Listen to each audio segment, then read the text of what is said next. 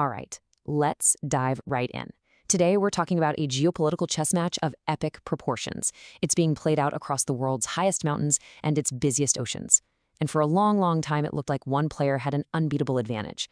But you know what? The entire game has changed. So let me just ask you this. What do you do when a powerful rival is trying to box you in? I mean, systematically trying to corner you, to cut off your options, and basically control your future. It's a tough question, and today we're going to look at one of the most brilliant answers playing out on the world stage right now.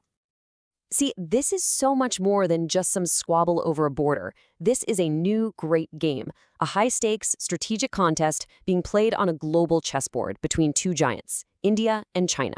So let's break down how this board got completely reset. We'll start with the opening move. Okay, Act 1, the Dragon's Encirclement. Before we can even get to India's incredible counter strategy, you have to understand the powerful, aggressive plan they were up against. China's big play is called the String of Pearls. Now, what's so smart about it is that this isn't about tanks rolling across a border. Oh no. It's an economic and infrastructure plan, but one with some seriously sharp military teeth, designed to slowly but surely hem India in. And here are the pearls themselves. Each one of these is a strategic port, funded, built, and often controlled by China, placed right in India's neighborhood. You've got Gwadar and Pakistan, Himalayan and Sri Lanka. Each one was another foothold, creating a very clear, very deliberate circle. And if you want to know what kind of control China got from this, well, this number says it all. 99 years. That is how long China leased a key port in Sri Lanka after the country couldn't pay back its loans. It's a perfect example of what people call debt trap diplomacy. So the goal here was twofold. First, protect China's own crucial energy supplies coming through the Indian Ocean. And second, put India in a box and contain its growth. And honestly, for quite a while, it looked like this plan was working flawlessly. But here's the twist. India wasn't just sitting back and watching this happen. While everyone was looking at the pearls, India started to lay out its own pieces on the board, which brings us to Act 2, the elephant's countermove. India's answer is what's called the necklace of diamonds. And every single one of these diamonds is a direct counter to one of China's pearls. The Chabahar port in Iran, that bypasses Pakistan entirely, challenging Gwadar. And access to ports in Oman, and especially Indonesia, that puts the Indian Navy right at the most critical choke points, like the Malacca Strait, where most of China's oil has to pass through. And this right here really shows you the totally different philosophies at play. China used debt to encircle. India used partnerships to counter-encircle. China was focused on protecting its own supply lines, while India's strategy gave it the power to actually threaten China's most vulnerable lifelines, a total flip of the script. But you know, the most intense, the most dangerous part of this whole chess match isn't even happening at sea.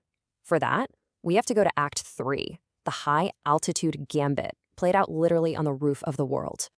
The sheer scale here is just mind-boggling. We're talking about a 3,488-kilometer-long contested border, way up in the Himalayas. And the violent clash in the Galwan Valley back in 2020, well, that was a brutal wake-up call. After that, India completely ripped up its old playbook for this entire region. India's new strategy up there really boils down to two huge, powerful steps. First, an absolute revolution in infrastructure, and second, a total pivot in its entire military mindset. Let's break that down. So step 1 is all about concrete, steel, and asphalt. India's border organization went into overdrive, building strategic tunnels and airfields that can operate no matter the weather. Now this is a total game changer. It gets rid of the advantage China used to have when snow would cut off Indian troops. Now, India can move soldiers and heavy equipment to the front 365 days a year. Step 2 is a massive shift in thinking. The goal isn't just to defend anymore. The new mission is to make the cost of any potential attack from China just impossibly high. It's a switch from a defensive stance to what you'd call offensive deterrence. Basically, sending the message, go ahead, try something, it will hurt you way more than it hurts us. And this is the checkmate move in the Himalayas. India's new fortified positions don't just protect its border. They now sit directly overlooking the China-Pakistan Economic Corridor, or CPEC. And CPEC isn't just some road, it is the flagship project of China's entire multi-trillion-dollar global investment plan. Think about that. India just turned what was a defensive weakness into a direct strategic threat against China's biggest project in the world. So what does this all add up to? All these moves, on the oceans and in the mountains, have created a whole new game with brand new rules. Let's put all the pieces together. This table really shows you the new reality on the chessboard. For every major action China took, India now has a direct, powerful counter. Naval encirclement, met with strategic partnerships, making the sea lanes contested. Aggression on the border, met with Himalayan fortification, creating a huge deterrent. And that massive investment in the Belt and Road, well, that investment is now at risk. So the big takeaway here is this. The dragon is no longer the only one making moves on the board. The era of unchecked Chinese expansion in this part of the world is over.